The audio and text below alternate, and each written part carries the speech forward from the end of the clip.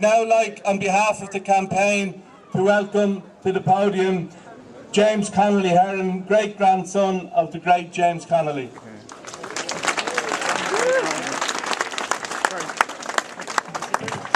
Thank you very much, Frank. Thank you, everybody, for attending today.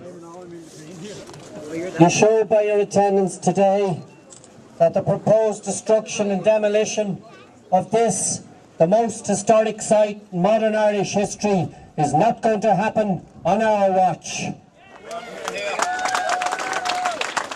Each and every one of these houses behind us bear witness to history. Each and every one of these houses were occupied by the volunteers on evacuation, the GPO. Each and every one of these houses became the last headquarters of the provisional government of the Irish Republic in 1916, and we will not see them be demolished, and we will not see the destruction rain down on them by a private property developer bailed out through NAMA funding.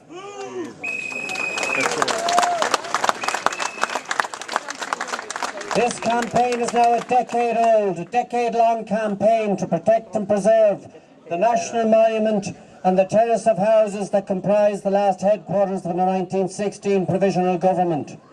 No one generation has a right to give away these houses. No one generation has a right to decide that these houses are a commercial entity to be flogged off to the highest bidder. These are our houses of history. We are the inheritors of these houses, and they will not be given away on our watch.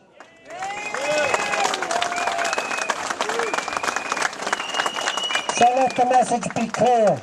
Let the message that was sent out 10 years ago when the planners stood by and allowed a planning application be put in to destroy this entire area. Let the message go out again today. You failed in your duty to protect the public interest then. On board Penala, you failed in your public duty to protect the public interest at the board Penala hearing. The Minister has failed in his public duty to protect and preserve this entire site by giving consent to the developer to restore 4 buildings while he levels everything around them. That is not acceptable. The only development that we'll accept in this area is a development that takes cognizance of everything around these 4 buildings. And if you're prepared to spend public money to restore the buildings, and if you've expended public money to date on a planning application that will restore the buildings, that per se is acceptable to us. What is not acceptable to us is that you are prepared to extend public money to a developer who's going to obliterate the entire area around 4 buildings.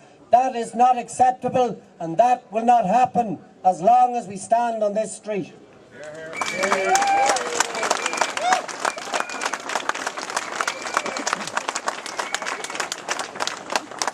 As Frank has already alluded to, we stand at a time of crisis in relation to the preservation of this area.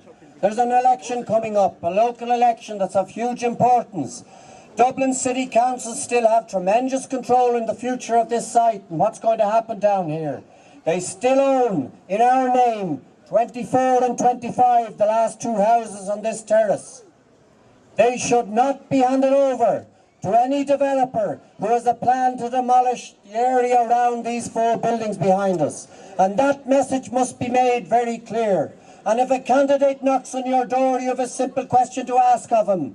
Where do you stand on the preservation of what the National Museum described as the most important historic site in modern Irish history? Do you stand with us to save this area for future generations, or do you stand on the basis of the private commercial interests of a property developer now under the control of NAMA? And that property developer has had under his ownership and control the 4 buildings of the National Monument and this terrace for the last almost 10 years or so. And they are lying derelict and in decay, and they're lying derelict and in decay because of the negligence of that private property developer. What has he been doing in relation to the terrace that's of such historic importance? Why didn't he carry out his duty under the planning regulations to ensure that these buildings didn't fall into dereliction and decay? In his own report to the Minister, The developer himself admits that these buildings are derelict, and yet he expects the state through NAMA funding to fund up the restoration of the buildings. Shame! Shame! An absolute disgrace. This is the greatest planning scandal since the lamentable failure to protect Wood Quay. And let this message go out from Mill Street today, that one Wood Quay is quite enough in one generation. We lost Wood Quay. We have no intention of losing the most historic battlefield site in modern Irish history.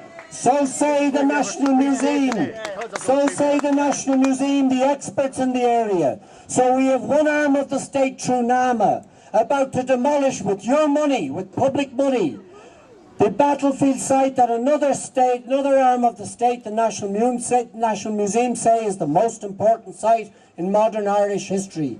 And to what extent down the road are NAMA going to use your money to protect and defend what is the indefensible destruction of this area? How long more are we going to watch NAMA millions? 5 million they're setting aside to restore these buildings. 5 million of public monies. We could set up a volunteer force of workers who would do that work for nothing. Yes.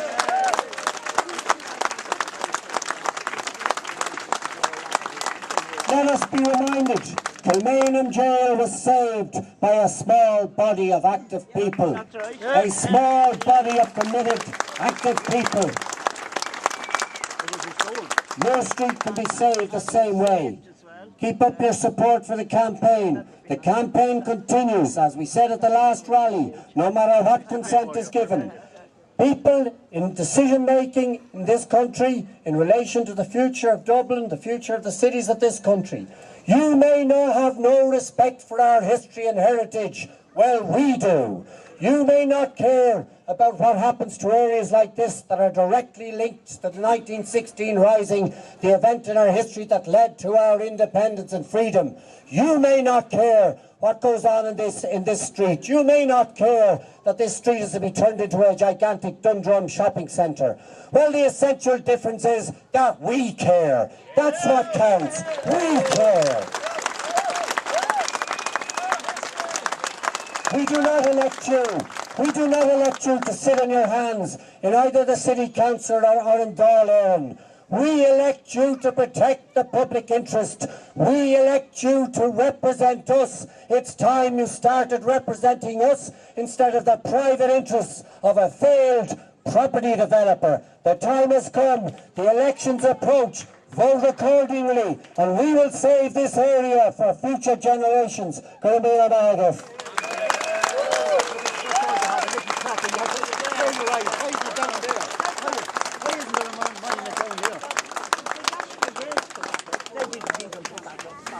The government didn't ashamed of themselves.